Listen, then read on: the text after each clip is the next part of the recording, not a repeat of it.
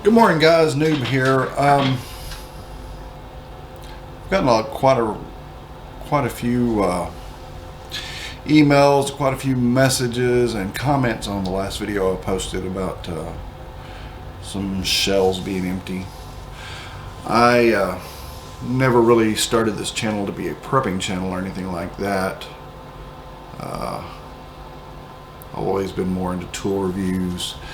Of course, our little fish hobby and gardening is how we started it all. And gardening is important right now. Growing your own food is important right now. But it is kind of winter time, and so outside of in our greenhouse where we're growing a few things, no one's going to be really growing a lot of food right now, and even if you were, it would take you several months to get going. I posted that video about the shelves being emptied, and I didn't realize how many people out there were actually worried about it. Now I do know.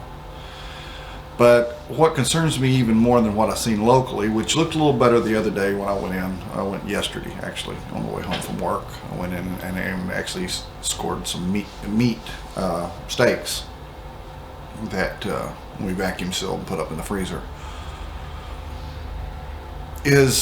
I am seeing a lot of videos not made by YouTubers but local news stations talking about the shortages. And now that that's started, it's going to bring out the masses, the majority of people out there that, you know, live day to day, buy their groceries, you know, enough for the week, or sometimes some people go out every day. I've talked to some people that are like that and just get what they need, and they're not ready for anything like you know, to be out a week, 2 weeks, 3 weeks with no food or short food, you know, shortages in food. I just want to show you some examples of what I found, and it's a little scary because once the masses get out there, what is looking low right now is going to be completely out later on. I really think you need to take this to heart and actually go out there and stock up on anything that you need at the moment. Take a look at this. Business editor Richard Southern joins us now. We've been seeing some empty shelves in grocery stores lately, Richard, and there are concerns that the problem could grow worse in the coming weeks. Yeah, hey Erica, it's kind of a sporadic issue. Sometimes you see a few bare shelves, sometimes you don't, but apparently it's kind of a growing issue with grocery stores here in the GTA and indeed across Canada, and it's simply because so many people are off work sick all at once. A lot of industries dealing with this, but you're really noticing it here with the grocery stores. We just shot this video just recently as well. Food companies from farms to grocery stores say anywhere between 15 and 20% of workers are either out sick right now or are quarantining. That's a problem for grocery stores because they rely on workers to constantly, like several times a day constantly, restock these shelves. If there's not enough workers to do it, you're going to notice the bare shelves. Okay, that's one. Now let's look at some more. You're seeing it in general across the store. There is less supply. I don't know that it's category specific because I can tell you everyone we meet with, from pet food to detergent to cereal, they're all confronting the same challenges. You've got a combination of incredible consumer demand that has not waned since the outset of COVID in March of 2020. We estimate that demand is up about 11% year over year. That's incredible, right? That hasn't waned. And we heard reports from companies talking about they've had more positive tests in the past 2 weeks than they had in all of 2020. Those positive tests are taking people off the front lines. So I was looking for milk. I noticed that the milk is very hard to find. And this East Bay mom says that's not all. Toilet paper, the cleaning supplies. Everything from milk to medicine, gone. Grocery stores, drugstores, empty shelves all over the Bay Area and across the country. San Jose State economist Robert Chapman Wood, who specializes in strategic management, says the supply problem can be blamed on the Omicron variant. We have millions and millions of people who've got COVID, and what are they going to do? They stay home, right? If they stay home, they're not moving the food off the pallets. They're not putting the food on the shelves. Shoppers sifting through empty shelves, noticing the change and dealing with it because they've been through it before. That's just where the times are now. I mean, they'll pick up, they'll change. Investors are seeing the pressure it's putting on companies and bracing for high costs for labor. Okay, so you've seen those few, and there's just video after video where the local media is picking it up.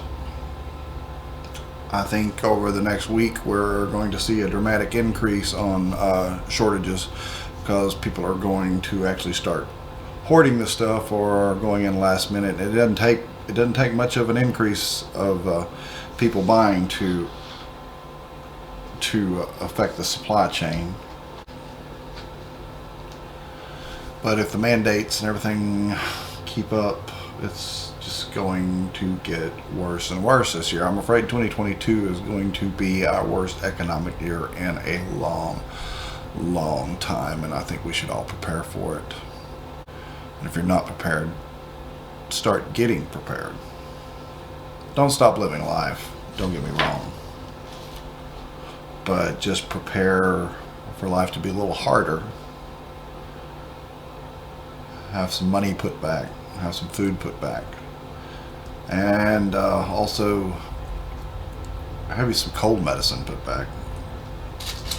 I don't know that. Well, I know some people have to go out and get tested because of their jobs. I don't understand people that if it's not job related, to where you have to have a negative test to go back to work, why you would rush out, stand in line to get a test.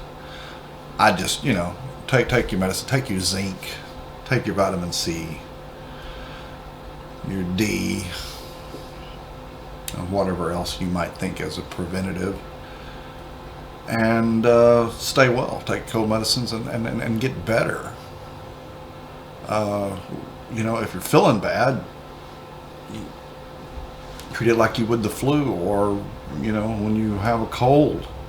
I don't understand why these mass people have to know if it's COVID or not. They think they're going to go in the hospital because of it, and your chances are pretty darn slim. Not that it doesn't happen, but they're still slim.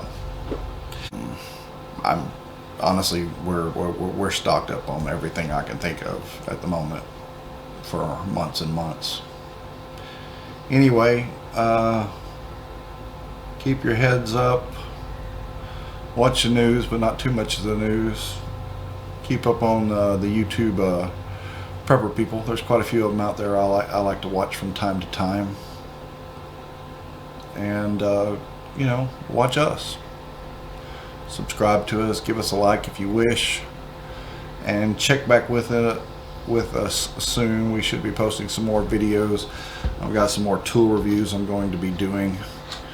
I need to do an update on the fish tanks, and of course now I have to do a few prepping videos. I'm actually working on, I've got a battery bank, and going to be doing a little solar system, 24 volt power supply. I do have generators and stuff, but it's good to have some just battery backup for those, because you don't know if you could get to the store to get gas. I got plenty of that stocked up too, but your average generator only going to run 8 hours, maybe 12 hours on a tank of gas, and it's hard to store up a lot of fuel unless you've got an outdoor storage of some kind. So I'll be doing a video on that, and we'll keep you updated on what we think is going on here in East Texas on the whole, and we'll keep talking to you about what's going on here in East Texas with the supply chain and if the shortages get worse. Y'all take care, and we will see you on the next one. New Bout.